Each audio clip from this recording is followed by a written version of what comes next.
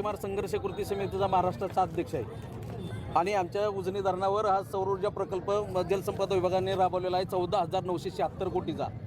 आणि दुसरा विषय असा केला की त्यांना मासेमारीचा खाजगी ठेका टेंडर प्रक्रिया चालू केलेली आहे आणि त्याची उद्या त्याचं बिड ओपनिंग आहे, टेंडरिंग। तर आम्हाला आमचा ह्याच्यासाठी संपूर्ण उजनी धरणाच्या परिसरातील अख्ख्या सर्व मच्छीमारांकडून विरोध आहे आणि ही जर ह्याच्यावर जर ह्यांना ठेक्याची आणि सौर ऊर्जा प्रकल्पाची प्रक्रिया राबवली नाही तर ह्याच्यापेक्षा आक्रमक आम्ही अजून पुढे आंदोलन करणार आहोत। साधारणतः किती मच्छीमार आहेत त्या उजनी प्रकल्पात? तुम्ही आता इथं समोर बघतायच, आता इथं आले जवळजवळ 4-5 हजार लोक तर आताच उपस्थित आहेत, म्हणजे कुटुंबातील 1-2 माणसं फक्त आहेत। ज्या वेळेस आक्रमक परिस्थिती तयार होईल त्यावेळेस जलसंपदा खात्याला दारं लावून बसावं लागेल। म्हणजे एवढा मोठा परिसर आहे, 160 किलोमीटरचा परिघ आहे उजनी धरणाचा आणि त्याच्यात हजारो लाखो मच्छीमारांचा परपंच चालतो, त्याच्या उपजीविका चालते। आणि 2000 मला वाटतं 30-32 वर्ष झालं ह्या शासना जलसंपदाकडे उजनी धरणाचं मत्स्य विभागाकडून हस्तांतर करून घेतलं यांना। बांगलादेशींची घुसखोरी झाली म्हणून तेव्हापासून ह्याच्यात एक मच्छीबीज सोडलं नाही ह्या खात्याकडनं। स्वर्गीय आदरणीय अजितदादांनी गेल्या 3 वर्षापासून 2-2 कोटी रुपयाचं आम्हाला जलसंपदा आपला नियोजन समितीमार्फत आम्हाला 2-2 कोटीचा निधी दिला आणि त्याच्यामुळे आता चांगल्या प्रकारे लोकांचा व्यवसाय चाललेला आहे। राज्यात अग्रगण्य समजलं जाणार आहे आमचं उजनी धरण आहे। ह्याचा मासा परदेशात जातो, अख्ख्या राज्यात ह्याचा मासा पुरवठा केला जातो आणि वेळोवेळी या शासनाचे कारण असताना मच्छीमारांची पिळवणूक न करण्याची आणि विशेष म्हणजे जे भूमिपुत्र आहेत लोक आमचे तिथे जे भूमिपुत्र आहेत ते मासेमारी व्यवसाय करणार आहेत, 80% लोकांना आमच्या तिथं शेतीच नाही, भूमिहीन लोक आहेत ती। आणि मग माशासाठी जर तिथल्या स्थानिक शेतकऱ्यांनी जर मच्छीमारासाठी पाणी साठ्यासाठी जर जमीन संपादन करून दिली असेल तर बाहेरून येणाऱ्या खाजगी भांडवलदाराला त्याचा उपभोग घेण्यासाठी दिलं नाही ना।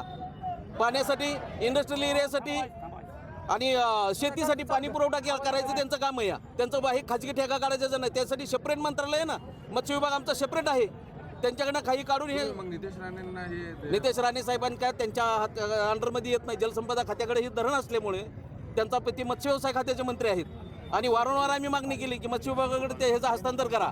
3 वेळा ह्या खात्यातील काही लोकांनी अधिकाऱ्यांनी त्याचं पत्र पाठवलेलं आहे पण ह्याच्यावर निर्णय घेतला जात नाही। 14,000 कोटीचं जे प्रोजेक्ट आहे 14,900 कोटी 76 कोटीचा कोण मंजूर केलं? म्हणजे ऊर्जा मंत्रालय जे देवेंद्र फडणवीस हो ऊर्जा मंत्रालयामार्फतच येतं आणि नॉमिनल किमती 1 रुपया किमतीवर हे मोठे प्रकल्प दिले जातात आणि जर तो प्रकल्प झाला, मुळातच 30,000 हेक्टरचं धरण आहे, त्यात 70% पाणी हे ऑलरेडी प्रत्येक वर्षी कमी होतं, राहतं 30% पाणी। 30% 10,000 हेक्टरमध्ये जिथं पाणी स्टॉक शिल्लक राहतो त्याच्यावर तो प्लेट हाताला टाकले जाणार आणि साईडची थोडीफार राहिलेली जागा सुद्धा एकवर करणार ती लोक। आमच्या मच्छीमारांनी जायचं कुठं, मासेमारी करायची कुठं?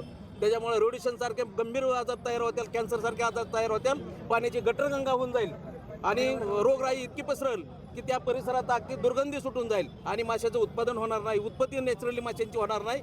पूर्ण सगळे वाट लागून आली, सोलापूर जिल्हा, पुणे जिल्हा, नगर जिल्हा या जिल्ह्यांचे सगळे पाण्यापासून सगळे विल्हेवाट लावण्याचा घाट घातलेला आहे। एक बोर्ड आहे तुमच्या ह्याच्यामध्ये सरकारी आणलेत, अजितदादा तुम्ही परत या, तुमची गरज आहे। मग तुम्हाला आम्ही सांगितलं ना की 3 वर्ष त्यांना मला 2-2 कोटीचा निधी दिला अजितदादांनी आणि तिथल्या मच्छीमारांवर असं खाजगी ठेकेदारी किंवा असल्या प्रकारचे प्रकल्प कधीच काही होऊ दिले नाहीत, मुडीच काढले ज्यावेळेस आले त्यावेळेस। काय सांगाल तुम्ही? अजितदादा तुम्ही परत या। तर सुनित्रा वहिनी, हे उजनी धरण झाल्यापासून जवळजवळ 30 वर्ष उजनीमध्ये मच्छीबीज नव्हतं। आमच्या पारंपरिक मच्छीमारांवर उपासमारींची वेळ आली होती आणि अशी असताना आदरणीय अजितदादांच्या हे लक्षात आलं आणि आदरणीय अजितदादांनी पुणे जिल्हा DPTCतून जिल्हा नियोजन समितीमधून जवळजवळ गेले 3 वर्ष झालं प्रत्येक वर्षी 2 कोटी मच्छीबीज हे उजनीमध्ये सोडत आहेत। आता कुठं आमच्या मच्छीमारावर चांगले दिवस येत आहेत, आमची मुलं बाळ कुठेतरी चांगल्या शिक्षणासाठी आम्ही जात आहोत, घरदार व्यवस्थित बांधण्याचा प्रयत्न करत आहोत, तोपर्यंतच शासनाने आमच्या पोटावर पाय देण्याचं काम चालू केलं आहे।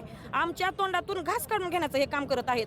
आम्ही आज अर्धी भाकरी खात आहोत परंतु ही अर्धी भाकरी ही आमच्या हक्काची असून आज ते काढून घेत आहेत आणि आपण आज या ठिकाणी बघत आहोत की आज हे महिला आणि पुरुष बांधवांसकट आज आम्ही रस्त्यावर उतरलो आहोत आणि आता हा जर प्रकल्प रद्द झाला नाही, सौर ऊर्जा प्रकल्प आणि खाजगी ठेका रद्द झाला नाही तर आमचा पवित्र हा मंत्रालयापर्यंत आम्ही मोर्चा नेणार आहोत।